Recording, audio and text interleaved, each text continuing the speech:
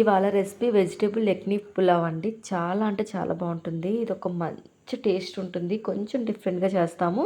వెజిటేరియన్స్కి అయితే సూపర్ నచ్చుతుంది అనమాట. ఫస్ట్ వాటర్ని బాయిల్ చేసేసుకోవాలి.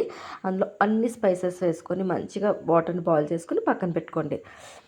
ఇప్పుడు ఆ స్టాక్ వాటర్తోనే బిర్యానీ ప్రిపేర్ చేస్తాం. ఒక ప్యాన్ తీసుకొని ఆయిల్ అండ్ గీ వేసుకొని షాహీ జీరా వేసుకొని ఆనియన్స్ బాగా ఫ్రై అయిన తర్వాత అన్ని వెజిటబుల్స్ వేసేసుకొని కొంచెం జింజర్ గార్లిక్ పేస్ట్ అండ్ పుదీనా కొత్తిమీర అండ్ స్మాల్ టొమాటో వేసుకొని అన్ని ఫ్రై అయిన తర్వాత గరం మసాలా అండ్ బిర్యానీ మసాలా అంతే, ఇంకేం స్పైసెస్ వేయం దీంట్లో.